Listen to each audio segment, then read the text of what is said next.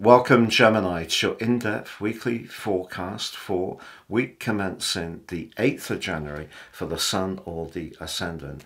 Your ruler Mercury is going to switch back into Capricorn on the very last day of this week, but remains in your sector of relating, and on Tuesday repeats a tender right angle to the dreamy drifting energy of Neptune. If that rings a bell, it's because it occurred last on the 26th of December.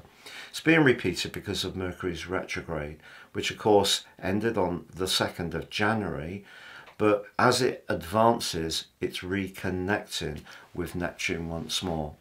If you're set to have a business discussion, particularly I feel, or anything to do with a partnership matter, your sensitivity will be appreciated, but just be aware that Neptune can distort.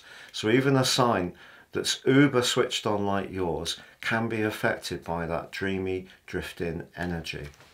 But you know, the psychological plane has been an area that's really been, at times, a little bit challenging over the last 5 years for you. The reason is you're an air sign. You're so switched on and funny and smart in the way that you communicate. Sometimes it means that you don't grapple with the deeper emotional side of your nature because you can negotiate challenges so quickly, but that doesn't necessarily mean that that gives you a more holistic appreciation of your overall being and motivations. What the provocative, unsettling energy of Uranus has done over the last 5 years, and within its retrograde at the moment through to the 26th of January, has been pushing you to become much more conscious of some of the shadow side of your being. That may have meant some sleepless nights, some extra restlessness, feeling quite wound up, a bit too much cortisol washing around you.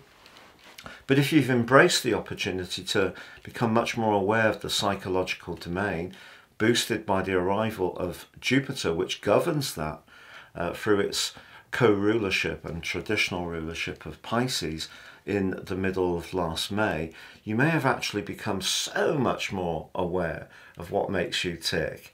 The other thing that I feel Uranus and Jupiter have been doing is asking you to think about how you can use old experiences and knowledge in some kind of fresh way, and you've probably been really quite ingenious at times in redeploying that knowledge in a way that's been beneficial to you and potentially to others as well.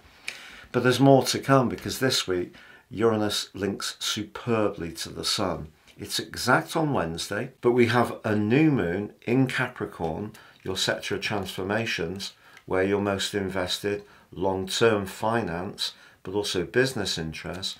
So those past experiences, if you apply them in that fresh and more novel way, it could be very good for you around a business situation. But Jupiter, of course, was retrograde for the last 4 months of last year. Not incredibly helpful, but Jupiter retrograde can help us to think more about its spiritual dynamic more than the lucky vibe. And it's of course been in your 12th house, which is about reflection. But its link with Mars on Friday is absolutely stunning. When these two get together, they give us lots of motivation. But they're both hosted by earth signs, and for you, the way that they're going to have an impact is more emotionally. So it's an interesting dimension for you. But I feel that if you can use your instincts and the knowledge you've been gaining, that actually can help you with all the research and thinking you've done to actually get some kind of outcome that's very good for you financially. And as the week draws to a close and Mercury rejoins Capricorn, that's a really good portent for you. Now, because it is a Sunday, if you are looking to get a new job or improve your business, if you work for yourself or start a new enterprise, the chances are it's going to be the week following this one that things really take shape. But escaping that square that Neptune has been creating to both Mercury and Mars from the last week of December through till the middle of this week is something you're really going to appreciate. So if you have felt bogged down, a little bit drained, not really as vibrant as you would like, I think by the end of this week you're in the mood to make some changes. But some of those changes could be quite psychological, but some of them can be very good financially too. If you've yet to watch your year 2024 deep dive horoscope video, please see the link beneath this video. With year 2024 upon us, if you'd like to ascend above this zodiac broadcast and understand what the next year will hold for you from a personal perspective based on your unique birth data, if you give me 3 pieces of information, your time, date and place, or your date and place if you don't know your time, I can produce for you your personal astrological forecast. In my special package you can also get your character analysis, which will give you so much knowledge and information to guide your future moves. They're 30% off as well. Also you can get your free love, zodiac, Chinese and Indian forecast booklets in my special package. Please see the link below this video.